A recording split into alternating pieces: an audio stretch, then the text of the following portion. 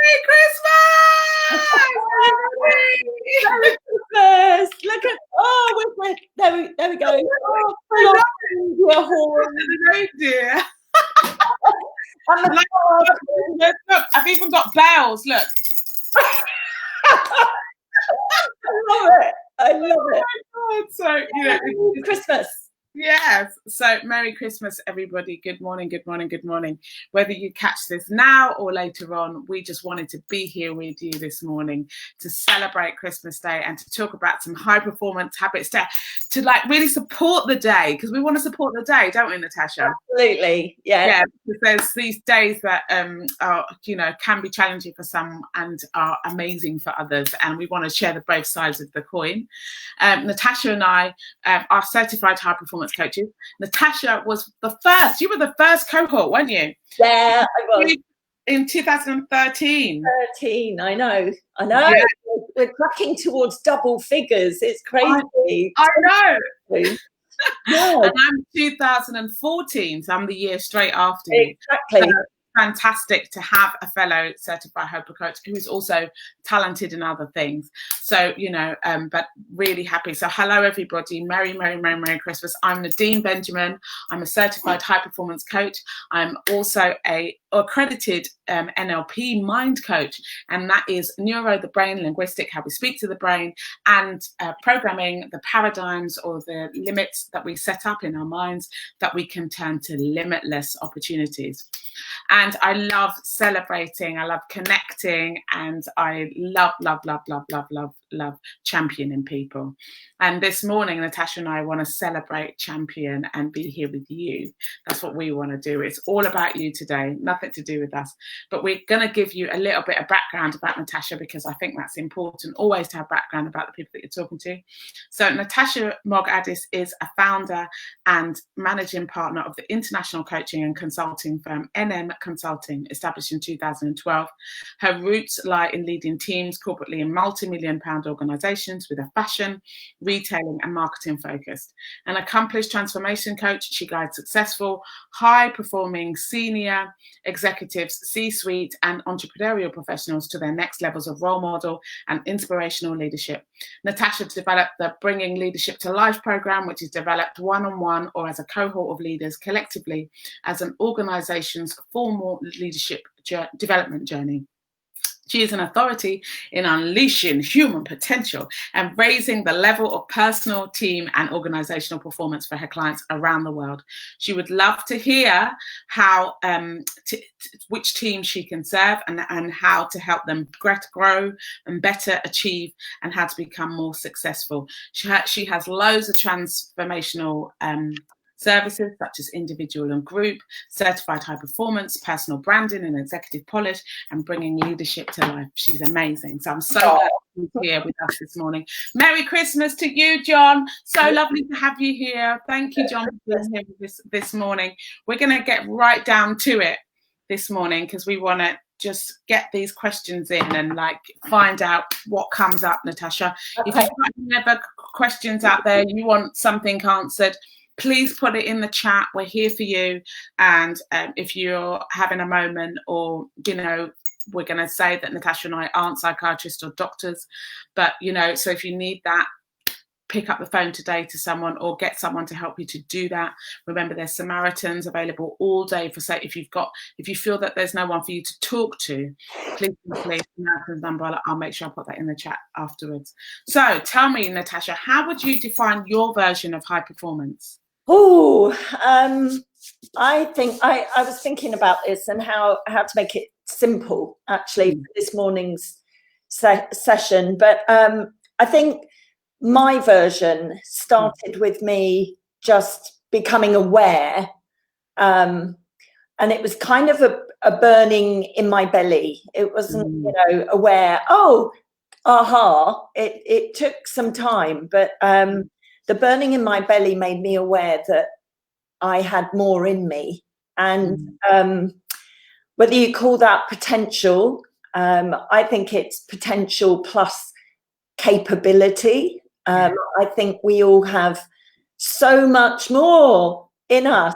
And And it was a hard lesson because I'd been a high performer in all the ways that I think most of us think high performance shows up in people's lives, i.e., you know, you've done well in your career, or you've studied something and graduated, or you've made some money, or you bought a house, or you managed to rent a property, or you've done, you know, whatever it is, those more tangible external factors.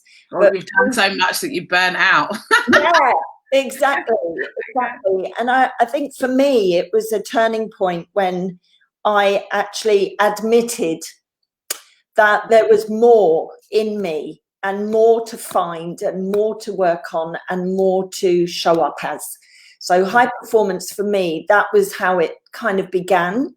And then it's been a lot of work, because the next thing in what I believe true high performance is in your life is that, you know, you need to then act on it.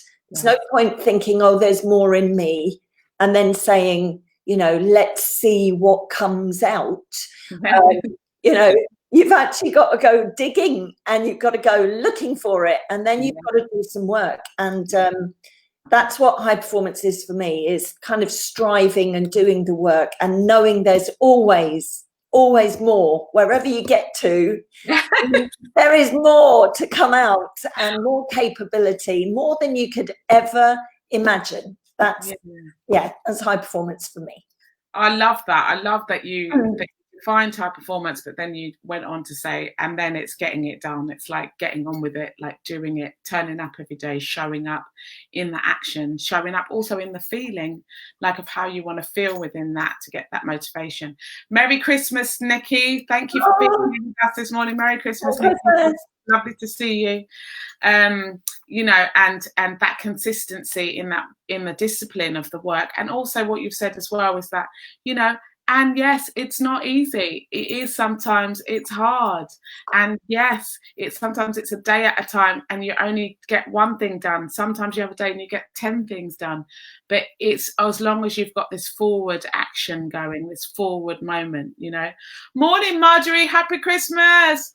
And Marjorie is saying there is more to the journey. Hurrah! Oh, love that. Well done, Marjorie. Yeah, there is. Good luck on your journey too. Yeah, absolutely.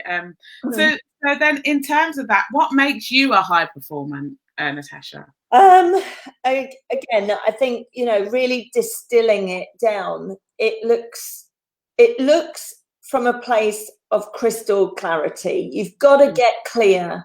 I think the first steps are the hardest, as often they are in any journey, but actually getting clear. Like I hear a lot from very amazing, inspirational leaders in organizations, great, amazing people that are experts in technical fields that you know you couldn't even, their minds and their abilities are like great planets.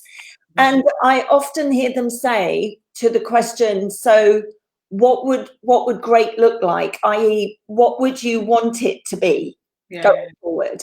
In whatever context the question is being asked. Yeah. And often, as intelligent as we all are, the answer comes back, oh, I don't really know.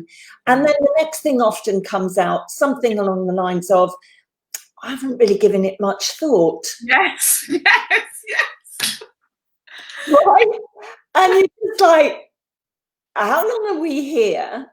Like literally today, Christmas Day, for those that celebrate Christmas, but for those that don't, it's just a really important day today, because if you're out there and you're listening to this, have trust that you were meant to hear something on this call, and that it was meant to resonate. And I really hope this one goes through to as many people as need to hear it. It's like, please make some time and give some time to getting clear on what great would look like for you in your life.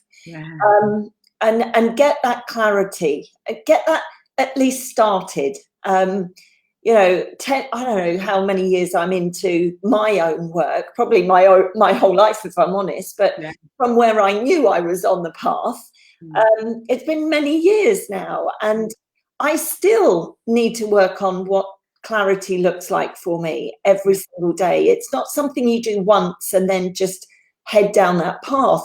You know, life evolves, you evolve. So get clear. So clarity on what I want my priorities to be, as my highest self, I think would be what I would say is number one. And I say my highest self because there's no judgment or any expectation that my highest self should be in some way the same as someone else's. Everyone should choose and knows with every cell in their body what their highest self would look like.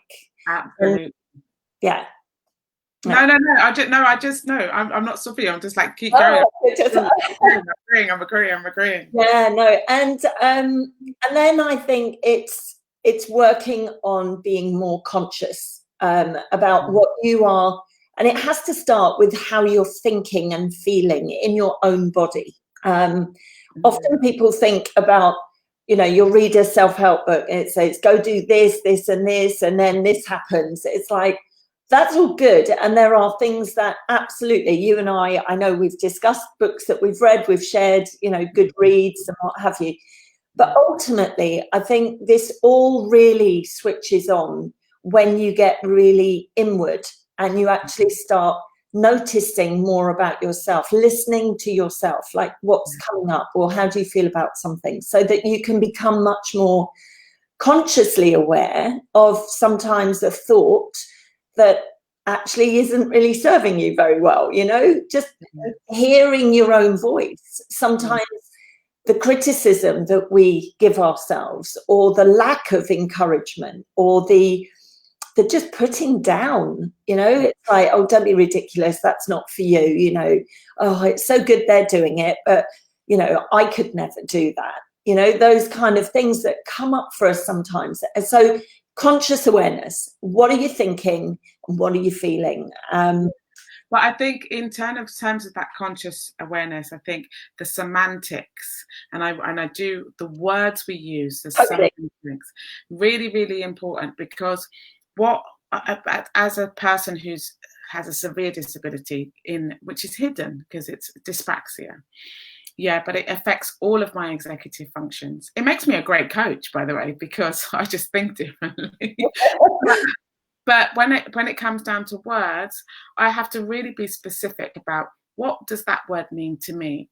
And I've noticed in coaching is that when I ask somebody specifically what that word means to them, it's never how it is in the dictionary. You know, so that consciousness, even getting that specific, is really, really important, because that's what propels us to take this action and to have this feeling. You know, I think it's really, really, really important. I couldn't agree more. Language, our own language in how we speak to ourselves, and being much more consciously driven there.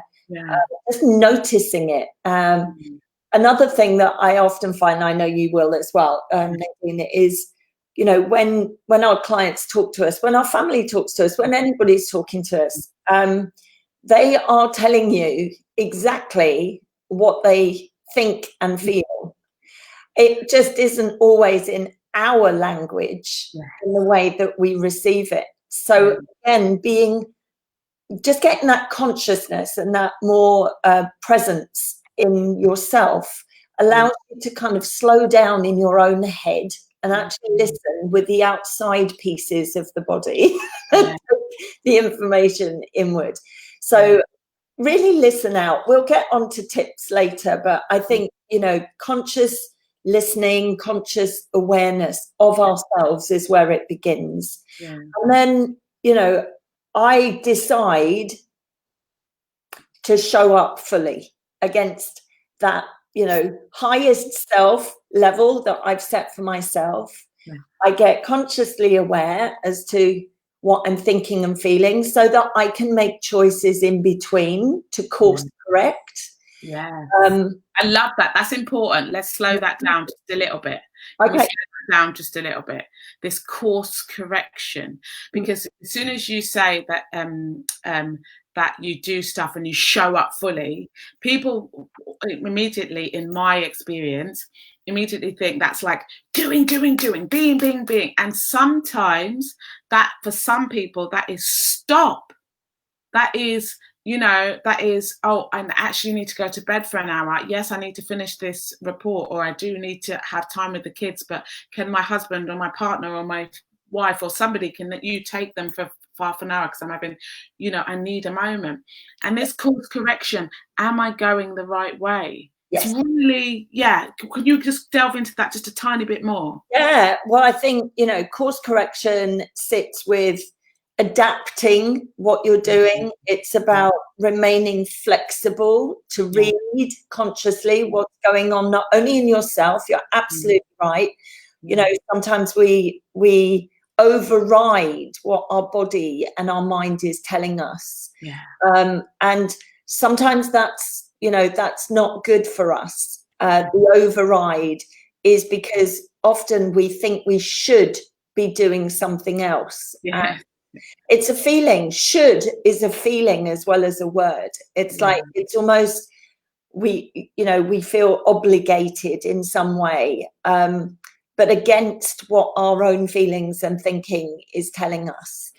I have a thing about should, Natasha, as you said that. I believe, this is my belief now, right? But I believe that when somebody says should, immediately it's not their own belief. No, unbelievably, absolutely not. Yeah, and it's so deep rooted. Should. It's actually, I'm not going to say it's a truly ugly word, but it often brings up ugliness. It's something for me that, in my own description of that, is that I'm now not entirely congruent. Yes. It's not my identity.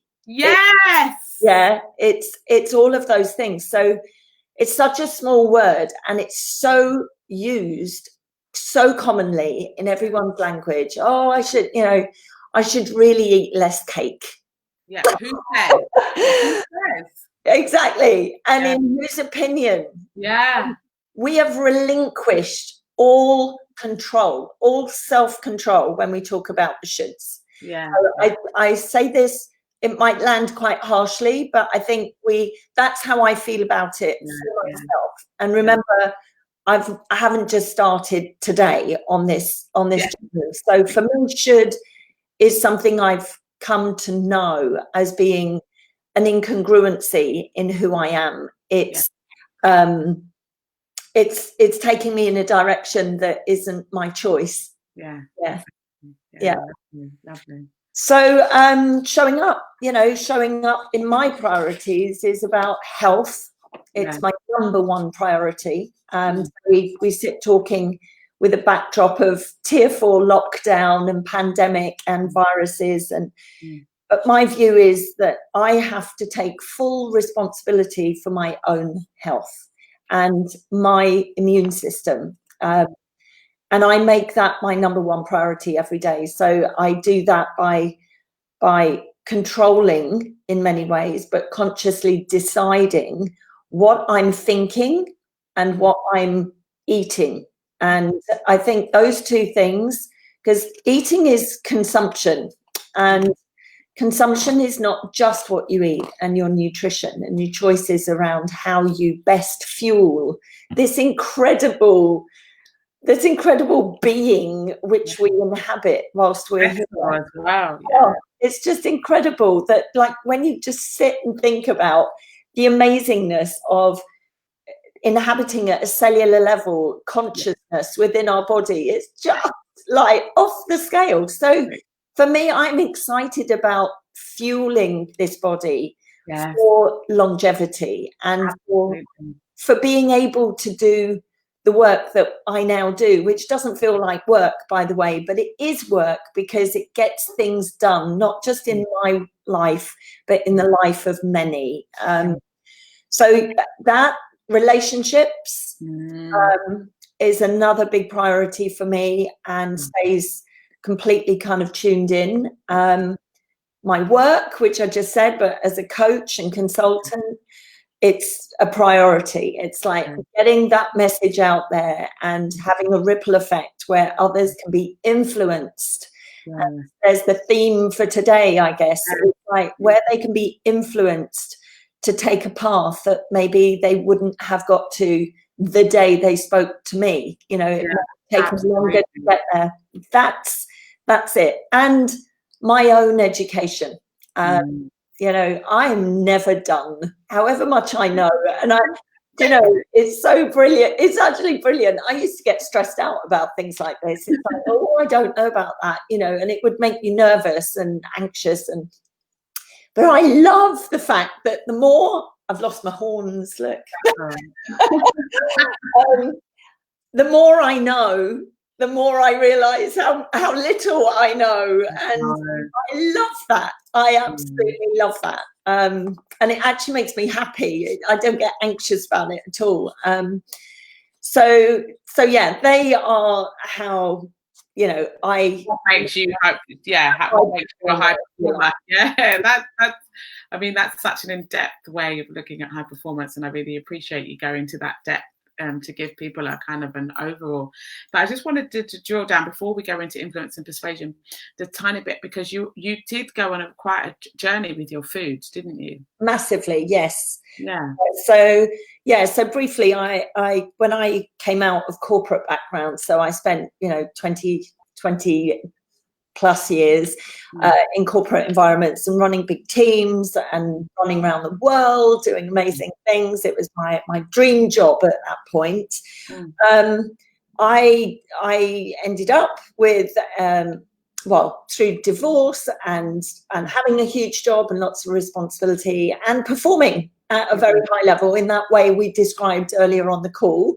You know, tangible ways that people measure high performance. I was hitting all of those markers with little bells on, you know, it was like bing, bing, bing, bing, bing.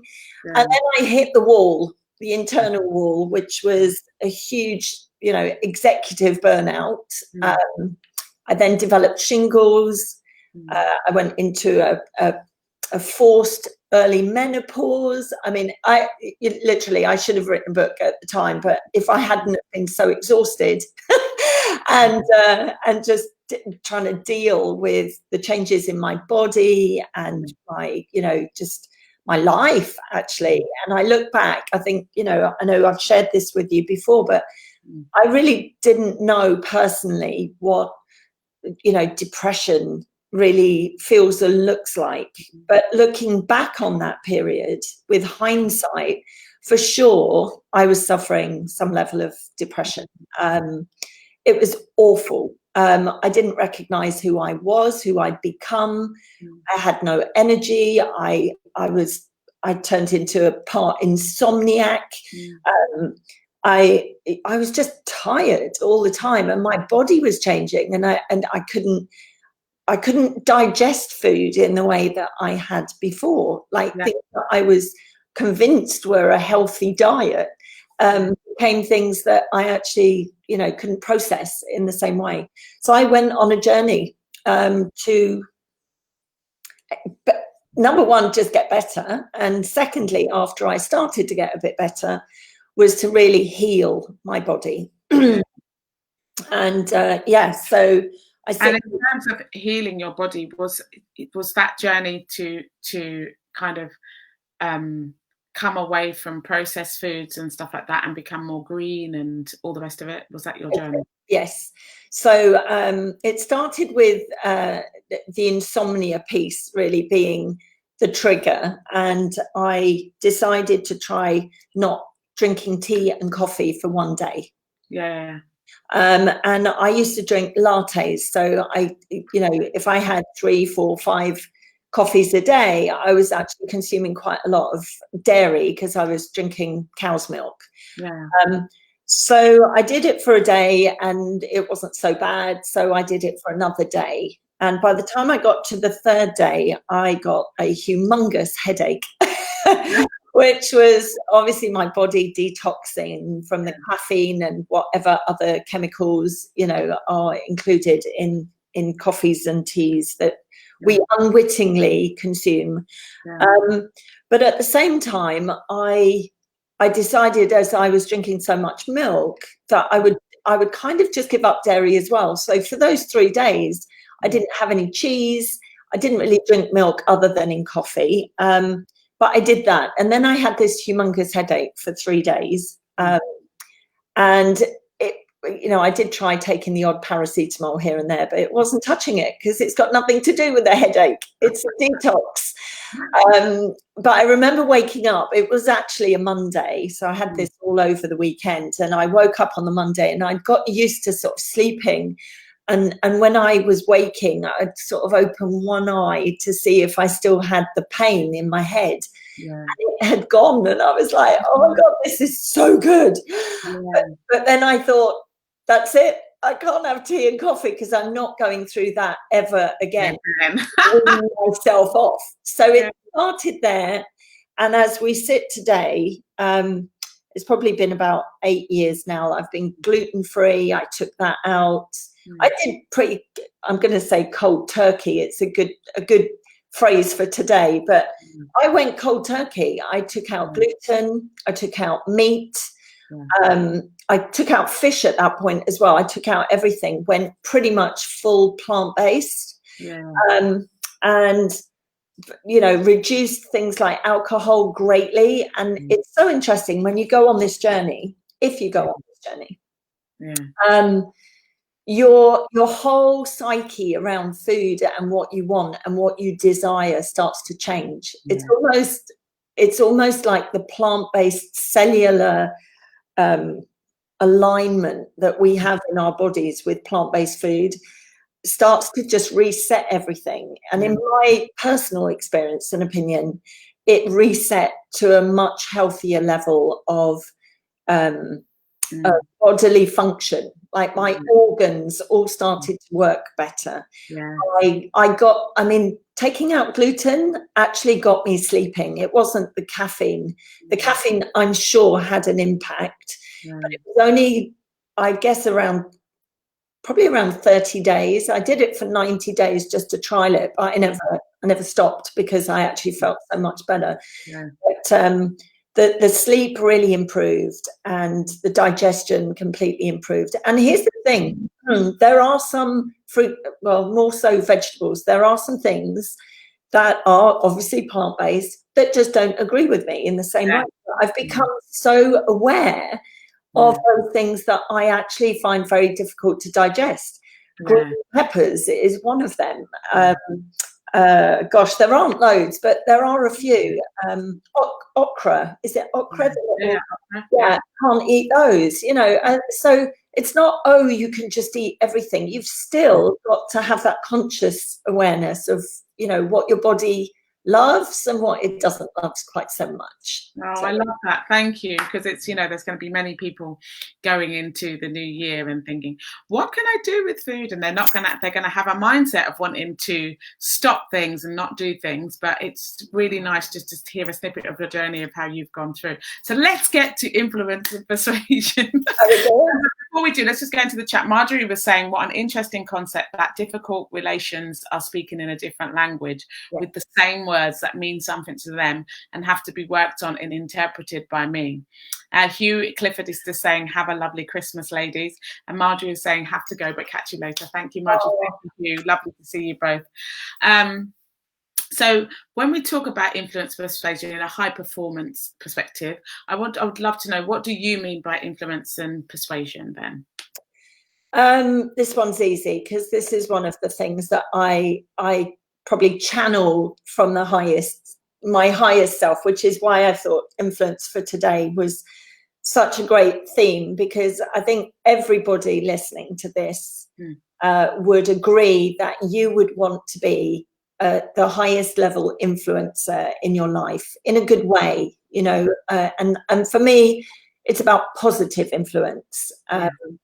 So when I talk influence and persuasion, I'm talking about how can I influence in a positive way for others in the way that I choose to show up at my highest self, with that adapting to who I'm with in my environment. Each environment brings a different set of choices for which you then have to kind of calibrate what showing up at your highest level is in different environments. So, excuse me,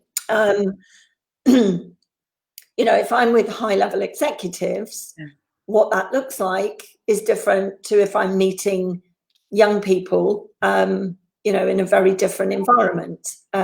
Just like my highest self as a mum with my 3 boys and as a wife looks different. Do you want to get some water? Yeah, I have actually got some tea here. Let me have a look. Tea. Look, my green matcha latte with milk. It's amazing. Do. You've been talking a lot, so I don't want you to. There we go. Clear my throat. So for me, that environmental piece is critical. In how you then show up. And you were right in saying, people talk about showing up or use a very sort of American energy kind of thing, show up at your higher self and whatever. It's like, what the hell does that mean? What does that mean to me? So I would say, to me, it's about the positive effect that my being, just me being and showing up in anybody's life, physically, digitally, like this, in any format, is basically my thinking, my behaviors, my style, if you like, and being able to hopefully role model things that are things that other people would desire somewhat. I don't want anybody to just say, oh, I want to be like you. It's like, pick things that you love about me and take those into your life and translate them for sure. But that's not where I'm coming from. I'm coming from a place of love and a place of sharing, that, my life lessons have taught me lots, but they continue to teach me lots. And actually we need sometimes to see people in our lives doing and consistently doing things that give you faith, that it's possible for you to change things in your life. And for me, that's influence, because faith is something very difficult to articulate and to put your finger on, but it's a great feeling, and it is a feeling, and it's one that is so powerful in moving us forward on any journey. Faith is the one that you can absolutely hang your hat on for just taking a step forward. I often talk about being in it's like in a movie where there's like a special effect, and you open a door and it's just darkness ahead of you, and you sort of open it, and for a moment you can be somewhat afraid, and then you think, okay, but I've got to move forward. So you take a step, and as you take a step, there's some sort of conscious sensor that actually starts lighting up the path ahead of you, but only whilst you take the step forward. So as you take the step, things start becoming more clear. So the clarity and the faith for me are a big part of what I want to influence for others in the way that I show up, and how I share things. And the third one for me is how to influence is sometimes through elegant interactions, and elegant interactions being part of that adaptation of where is somebody else, whether it's my son, my husband, a friend, a client. Very much with clients, it's all about where the other person is, and actually having high levels of respect for where that is, and actually the invitation that others give you somewhat unconsciously to enter into a conversation with someone is something that I value at the very highest level. It's an invitation to connect, to do something wonderful together, and it's with you. Yeah. Absolutely with you. And I think influence starts when you really understand the power and the gift that you have just showing up in a conversation for someone. It can be life-changing for the other person. And that is the highest level of influence, I believe, that we can have. That's what I strive for in every conversation I have. It's so beautiful. I mean, because, you know, when we hear those words influence and persuasion, they're immediately aligned with the negative concept of both things. So they go into either manipulation or, you know, self-seeking or not listening, not being in connection. So times where when somebody hears that, you can see that reaction in that person. But I think what's so beautiful about what you said in terms of positive influence and persuasion is the fact that that's the way that we can show up fully from the inside out, not from the outside influence, but from the inside out. And then we're not only are we influencing ourselves and persuading ourselves, we're role modeling, as you say, to everybody else. Nikki Mitchell's just staying there. She's been really struggling with the influence homework because, she's going to say, so Nikki is one of my clients at the moment. So she's outing herself. So that's okay. So she's been really struggling with the influence homework. This is very timely for me. Absolutely fantastic info. Thanks so much. Thanks, Nikki. That's brilliant. You're welcome. Good luck with the homework. So, you know, it's really instrumental when, you know, that you have that kind of thought process that this influence, this persuasion is definitely from the inside out. So yeah, keep going. So yes, the next question is, how does influence or persuasion show up in your life? It shows up in so many ways. It's the transmission and the receiving and then the transmission back from others. I see this play out every day, all day, either via text message or people sharing things with me. It shows up in how people tell me it shows up. And I think that's the biggest gift of all in all of this. The bonus gift is I don't do any of what I do with any view of payment, you know, and I don't mean just money from, you know, the work that I do. I'm doing it from a place of full giving because it makes me feel great. It aligns with who I am at my core. And that keeps me healthy. So I'm back to my number one priority, which is my health. I'm in good mental and physical spirit, which I am when I am coming from my highest place in my interactions with others. Therefore, others feel that. And the best way that that shows up is people telling me that that's the effect it has on them. You know, I often get told that the thing that people love about me, and they use that word, is incredibly. It's like it doesn't matter if it's somebody over a counter in a shop. I meet someone on the bus. You know, I'm at the airport. I used to be at the airport quite often. You know, I'm sitting in the lounge or something and somebody asks me something and you get chatting and you have a few minutes of interaction and you go to walk off and it's like, oh, I'm so glad I met you today. I love your energy.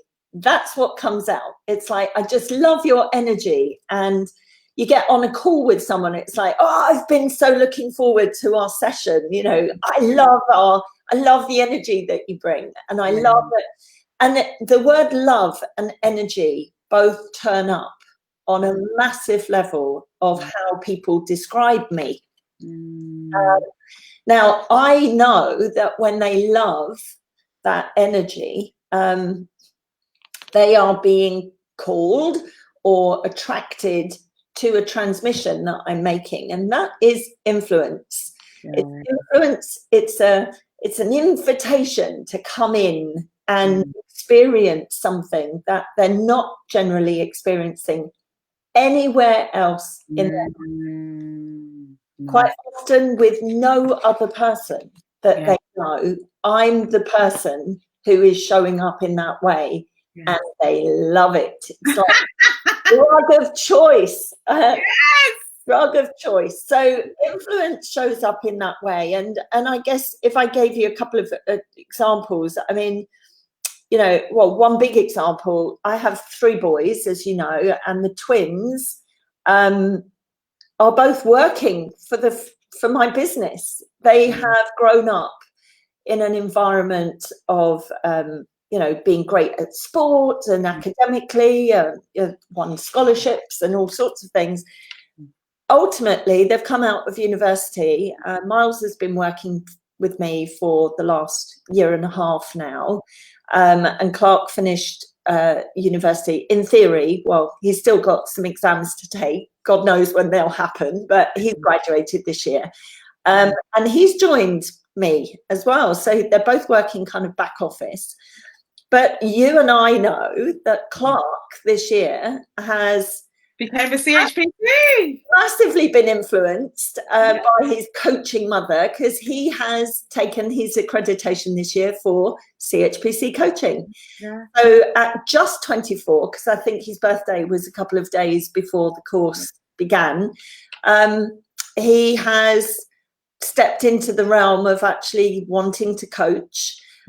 He's been influenced by what great coaching conversations and role modeling, and you know, the influence that he's had on his life is now actually taking him in a direction where he also can see the benefit of stepping into a place of more conscious responsibility, and actually sharing what he knows that great can look like.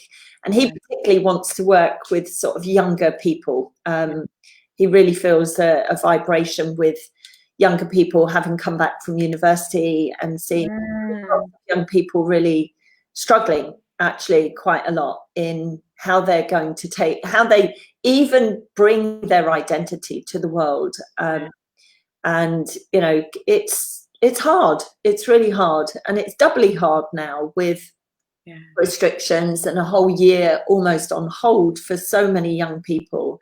I mean, he's in very many ways, I mean, he's so grateful that he's able to bring his skills to the company, but many of his friends, you know, they haven't actually finished their courses, they haven't officially graduated, and therefore they're in a bit of limbo, you know, and knowing what they're going to do. Lots of industries aren't working currently normally, so people aren't hiring or looking to.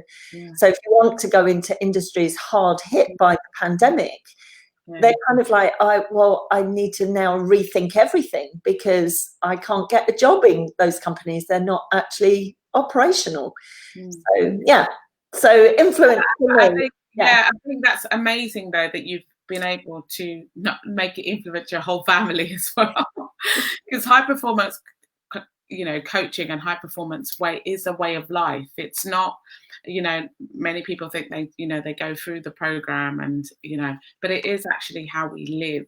We live the principles of high performance, A, because they are scientifically backed, B, they make sense, and C, when you start living them, you realize it's a lifelong journey. You can't just jump in and jump. No, you can't. It's a commitment, and there's a word. We often commit unconsciously to a lot of things in our life, you know, habits that don't serve us. We're committed to, because we don't take that conscious stand with them on one particular day at one particular moment. And that's how it began with me, with the whole food journey. You know, it was, do you know what? I'm going to stop tea and coffee for a day. And literally that was my first step. And here I am, I'm vegan. I'm gluten-free. I barely touch alcohol. And if I do, it's kind of like, you know, I am the cheapest date. But I, you know, that's it. It's just that one moment, that one time where you became conscious and you think, well, I'll just stop tea and coffee. Yeah. Here I am, actually, whatever it is, 12 years later, 13 years later, living from that place every day, but with so many other things put in place. And I used to say to myself, there's no way I could ever live without cheeses, and I could never live without whatever it was. You know, I used to say that. Me, the same woman, but from a completely different cellular intelligence. That's the only way I can describe it. We change at a cellular level, and we still hold on to all our memories and all the things that we know. But I walk into the kitchen, so my boys still have a coffee in the morning. They like mid-morning, they like to grind some coffee and make a coffee. And I walk in the kitchen and I'm like, oh, that smell, it's so good. But I don't want to drink one.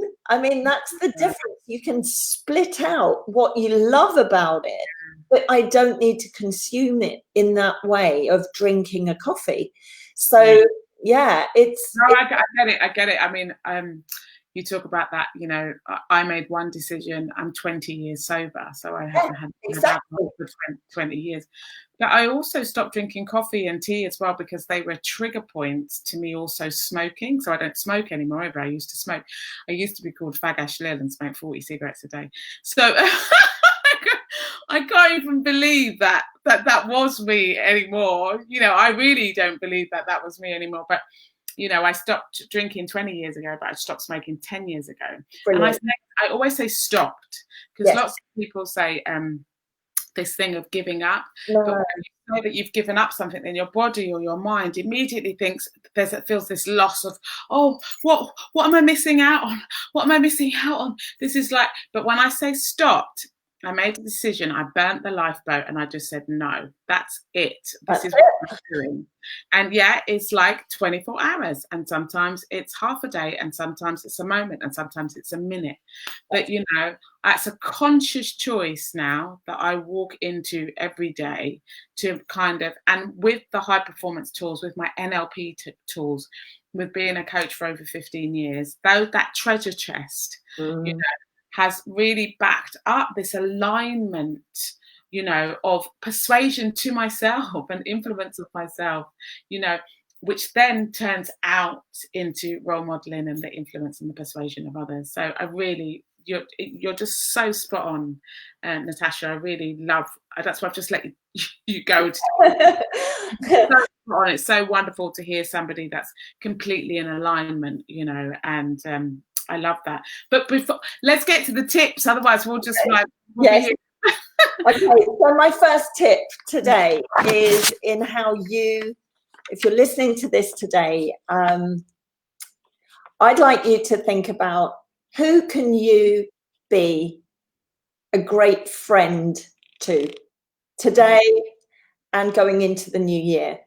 I think one of the ways that we can influence, and I'm just going to share very briefly, like I have on my journey, and I know this to be true for you as well, Nadine, but on my journey of striving to my highest self, I've lost some friends along the way.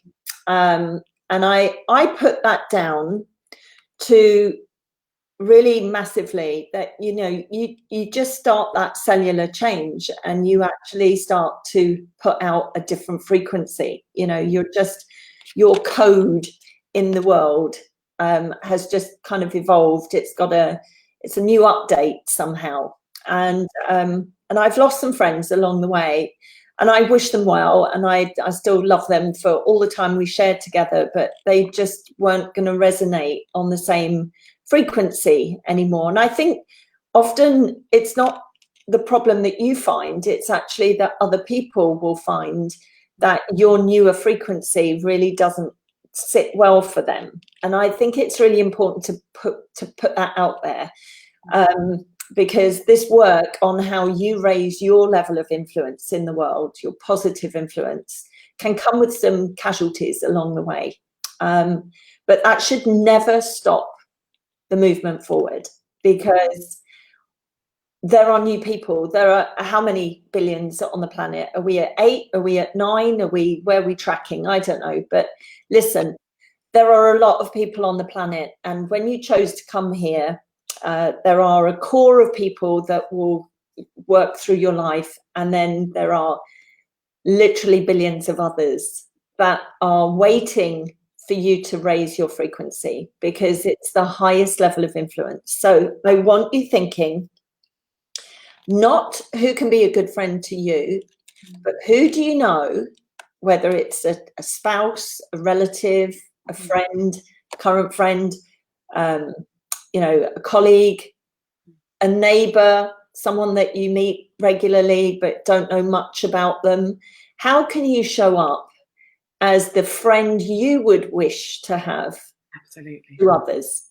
Okay, so that would be my first piece to take away. I think if everybody listening today can do that and really focus on being a friend to that person, not looking for their friendship back at the same level.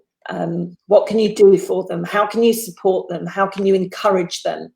How can you just listen to someone? It's beautiful. Respect sometimes is just the thing that someone needs as a friend. Respect their opinion, respect what they feel at this moment. Even if you know that it's not resourceful, but just listen and let them work through it and support and encourage. Really important. And there's going to be a lot of people today that are going to be maybe with someone that maybe feeling a little bit like, oh, this is kind of challenging today, or this is amazing, or I really want to just outstretch to someone who I've really wanted to give a hug to and I just didn't know how to do it. In that whole kind of thought process, respond, don't react. Yeah, absolutely. So that will give you a moment. It will give you 5 seconds to just slow yourself down so you can respond and not react. Because when we're in reaction, we tend to cause friction. But when we're in response, the most loving and highest order of yourself normally comes out. So I just wanted to kind of love that. And there'll be many people listening in that plans made for Christmas, particularly in the holiday period, have not turned out the way that you would have liked them to. And this is, one of those times in that journey that you take where taking the step, and that leads me to my second tip, if you like, is doubly hard, because you're feeling inside like it's hard, right? So it's even harder to find this place where you can bring positive influence to a situation through your response to what you're finding. Okay, so brilliant bridge there, Nadine. It is about how we choose to respond. So my second tip is all around, leadership, personal leadership. So leading is about going first, even when it feels hard. Exactly. Amen to that. Even when it feels hard. Be the one in your family, be the one in your friendship group, be the one in your community, in whatever way that shows up, whether it's your professional life or personal life. Be the one that isn't going to wait for anyone else anymore. Be the one that makes the difference, the one that takes the stand, the one that opens the door for others to walk through. Be the one that just shows up in a way that is your level of highest self, because you know what that is. And when you know what that is and you're hearing somebody talk about it, I guess that you're getting a feeling in your body that tells you, don't know this woman. I stumbled across this video and but actually there's something in what she's saying that resonates for me. So I want you thinking about, how do you lead that? Yeah. So your higher self, your presence, your intention. This is about intentionality. And when we intend things, and people often use the word intention at the end when they're misunderstood. I'm sure you get this. So we're back to language again. So people say, oh, when people react to what they've said, they go, oh, I'm sorry, that's not what I intended to say, or that's not how I intended it to land, or whatever. But rather than say, that wasn't how I intended it to land, let me start again. Scrub that, let me start again. And let me be more mindful about how I'm sharing what I'm thinking or what I would like to say to you. They end up in reaction, and then it's an argument, like, no, you didn't hear what I had to say, and that's exactly what you said, and therefore, and so it goes on. So one of you, and it's going to be you if you're listening to this, are going to lead the way out of that, so that you can lead the other person to start responding and stop reacting as well. So I love that, because you keep lovely going into the things that I say, which is pay attention to your intention. Totally. So that, and take responsibility for it. Absolutely. Pay attention to it and take responsibility for it. Spot on. Number 3. Right, last one. This one's the big one. Excuse me. Right. Okay, clear my throat for the big one. So my question now to everyone listening is, who needs persuading in your life? Yes. Okay, so if it's you, are you ready for new learning? Are you ready to take perhaps new approaches, test new things out?